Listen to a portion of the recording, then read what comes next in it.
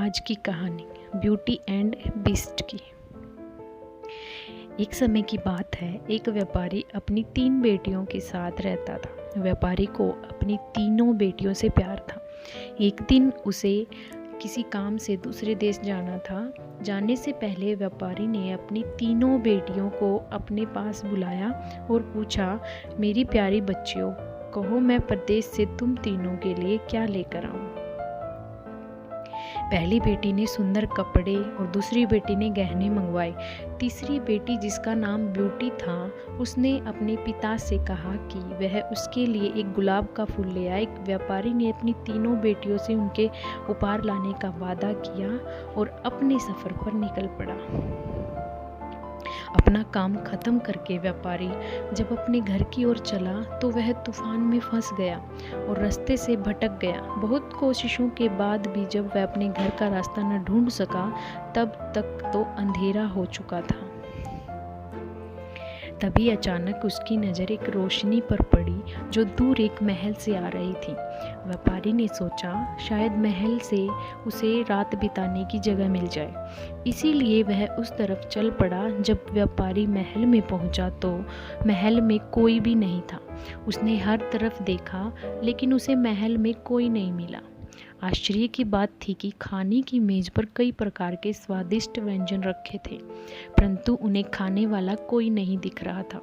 भोजन को देख व्यापारी की भूख और बढ़ गई थी, इसलिए उसने भरपेट खाना खाया और एक कमरे में मुलायम गद्दे पर सो गया।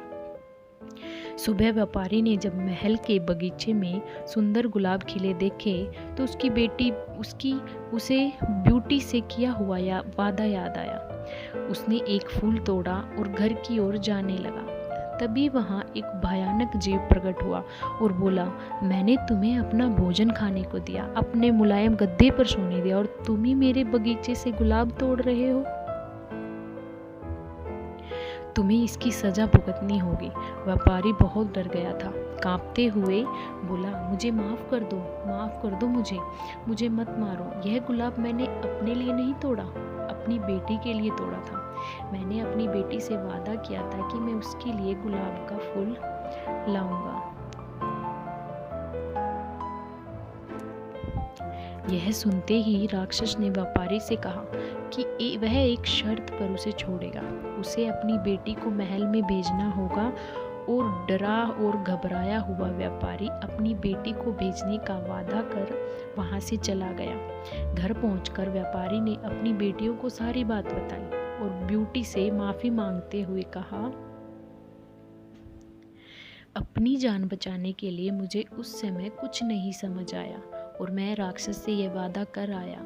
मुझे माफ़ कर दो ब्यूटी, अपने स्वार्थी पिता को माफ़ कर दो। ब्यूटी ने अपने पिता को गले लगते हुए तसल्ली दी, आप बिल्कुल परेशान ना हो पिताजी, मैं आपका किया हुआ वादा जरूर निभाऊंगी। ब्यूटी जब महल पहुंची तो बहुत घबराई हुई थी। राक्षस का भयानक चेहरा देखकर वह बहुत डर गई, लेकिन राक्षस ने उसे खुले दिल से स्वागत किया। राक्षस ने उसे रहने के लिए अपने महल का सबसे अच्छा कमरा दिया और जब ब्यूटी आग के सामने बैठकर कढ़ाई करती तब राक्षस उसके पास घंटों तक बैठा रहता और उसे निहारता रहता। धीरे धीरे दोनों को एक दूसरे का साथ अच्छा लगने लगा और वे अच्छे दोस्त बन गए। अब वह दोनों सारा दिन एक दूसरे से बातें करते और खुश रहते। राक्षस को ब्यूटी बहुत अच्छी लगती थी और वह उससे शादी करना चाहता था, लेकिन डरता था कि ब्यूटी एक राक्षस से कभी शादी नहीं करना चाहेगी।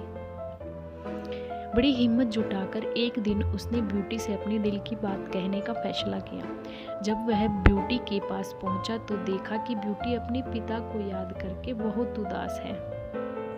उससे ब्यूटी की उदासी देखी नहीं गई और उसने ब्यूटी को एक जादुई शीशा दिया जिससे वह अपने पिता को देख सके। ब्यूटी बहुत खुश हुई, लेकिन जब उसने अपने पिता को देखा तो वह बहुत बीमार थे।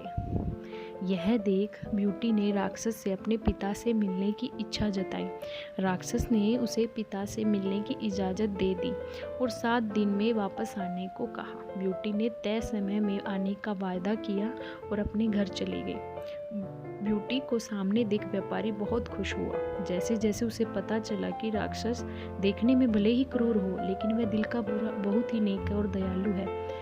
परिवार से मिलने की खुशी में 7 दिन कब निकल गए ब्यूटी को पता ही नहीं चला। एक दिन ब्यूटी ने सपना देखा था कि राक्षस की हालत बहुत खराब है और जल्दी ही मरने वाला है। अगले ही दिन वह महल वापस आ गई और उसने पाया कि राक्षस बगीचे में बेसुध पड़ा हुआ था, जैसे वह मर चुका हो।